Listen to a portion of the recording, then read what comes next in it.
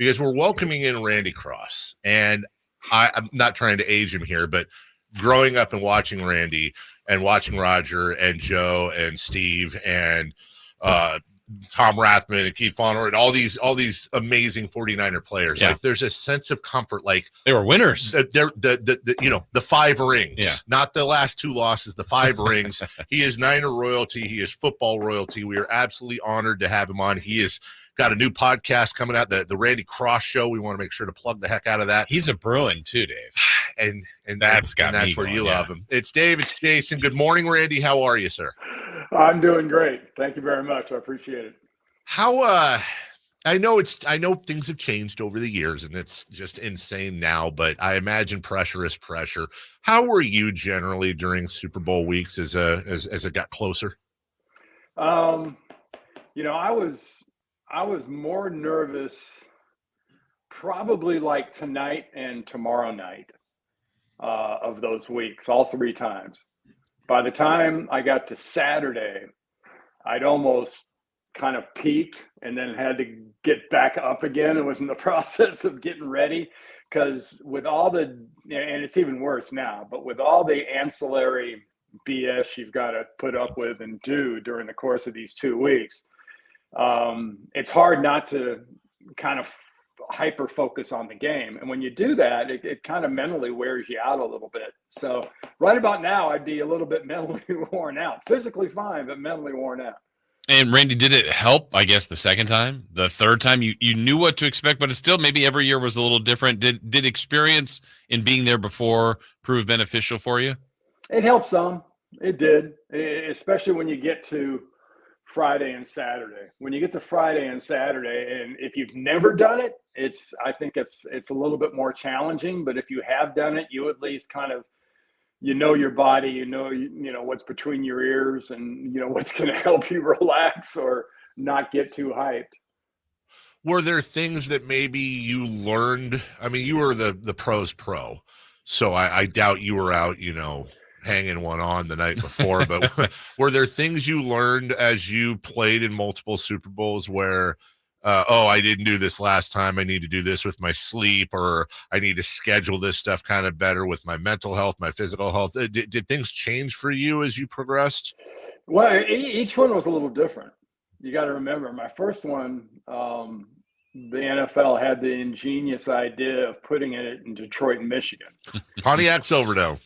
So, nightlife and partying in the middle of ice and snowstorms was not something that a Southern California guy really had high on his priority list. I wanted to stay the hell out of all that weather and stay indoors as much as possible. Second one was at home. So, I don't advise that. It's not exactly a pleasant experience to have a home Super Bowl, but that had a whole different dynamic built into itself. And the last one, Miami and South Beach was kind of they were in a rough situation. They'd had some riots and stuff like that. Plus, by this point, I'm like 35 years old, so wearing my ass out in the streets wasn't really a problem at that time. So I never really had that problem. Well, could you imagine those, you or some of your teammates, let's take you if you were in your early 20s, very wealthy, obviously good at your craft, and now you're in Vegas for a Super Bowl. How do you think that would have gone? Early in the week, we'd have had some challenges. You had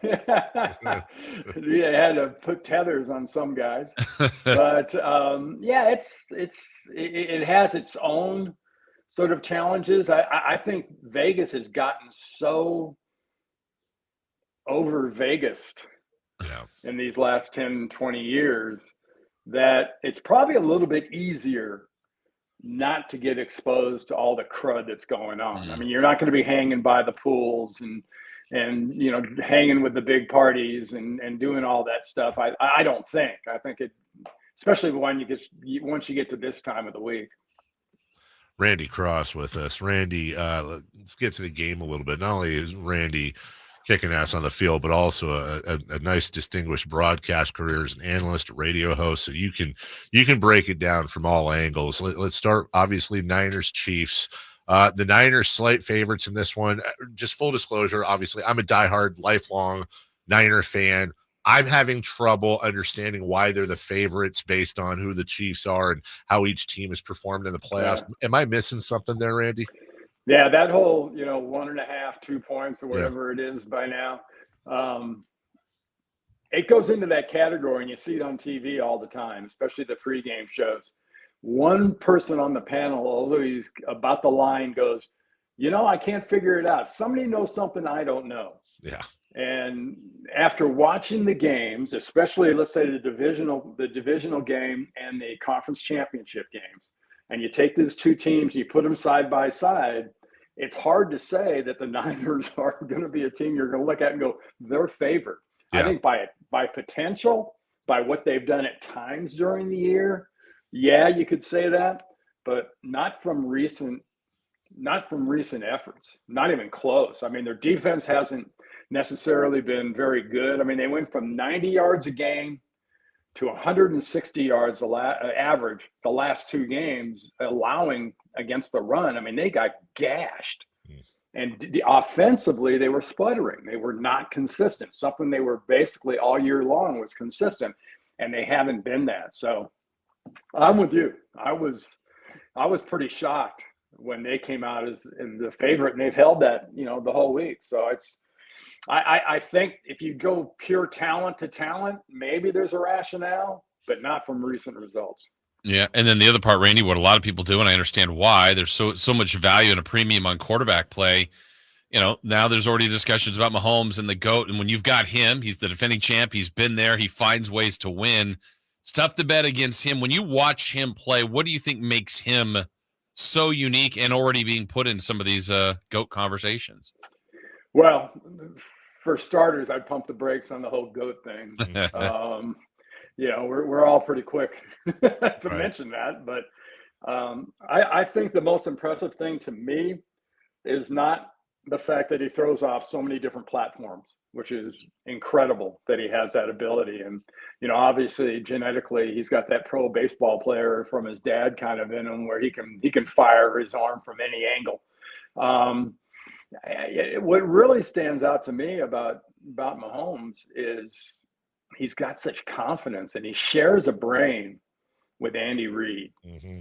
And he is the extension of Andy Reid on the field. And I think that's the most impressive thing I've seen about him since he got there, was the way that he's basically been able to portray what Andy Reid wants in a quarterback on the field consistently throughout this, it's not a huge sample size. He is not that old, but it's also the best thing about Brock Purdy is the fact that he's basically Kyle Shanahan's extension on the field. Well, you beat me to it. I was just going to ask you, Brock Purdy. We've been fascinated by the coverage of Brock Purdy. Obviously, again, we might be a little biased here, but the guy's a walking Disney movie. I always say, humble as hell. Had an MVP caliber season, but you got a section of media that he's a game manager. He's only as good as his parts around him, et cetera, et cetera. I mean, you're a guy that used to protect these folks. You protected some of the best. What are your thoughts on Brock Purdy? Yeah, to use your Disney extension, I would say old school Disney, not new Disney. Right. He's nowhere near a new Disney guy. Right. He's kind of like Kurt Russell in the 1960s and 70s. Those old wholesome movies he used to do. Right. But he's almost too good to be true. But the bottom line is he has got the same traits late in games that Joe Montana had when I played. He is just a cold-blooded, pulse-dropping killer. He has that ability late in the games to focus, despite what he may have done earlier in the game. And Joe did it in that Dallas game. He had interceptions and fumbles and stuff like that. And in the Super Bowls, a couple of times, he had some issues. But, man, late in the games, he tore people's hearts out. And that's something that Purdy has. Purdy has that ability to open your chest, remove your heart, and show it to you while it's still beating with a smile on his face.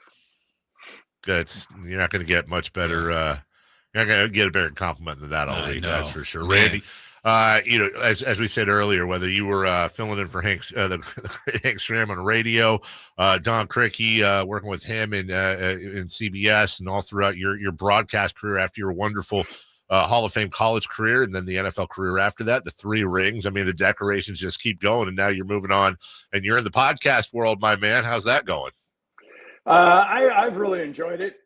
I took a brief little respite for a few months, but I'm getting back at it, and it's a lot of fun. It kind of relieves that, you get that itch in the back of your brain on things, and I don't limit the things that I talk about on my podcast. We're not just talking about 49ers or football or college football.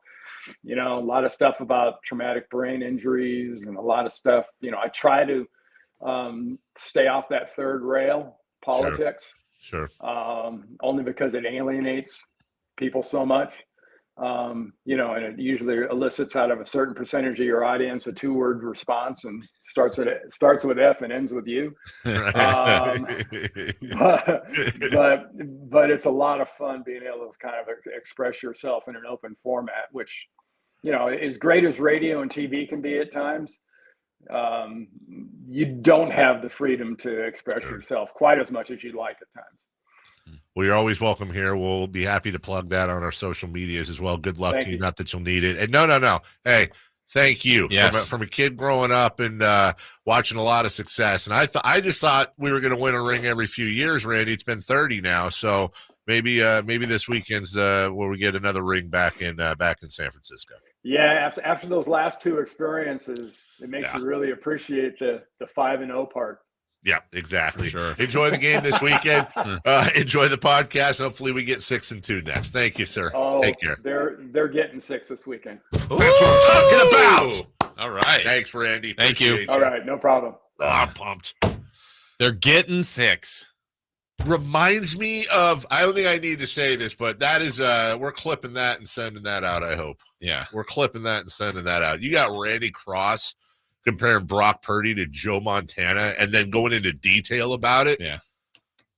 I mean, this is a guy that literally had Joe Montana's back for years and years and years. That's Purdy ain't getting a higher praise than that all week long, honestly. And for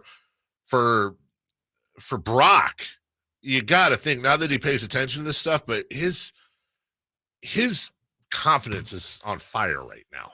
On freaking fire.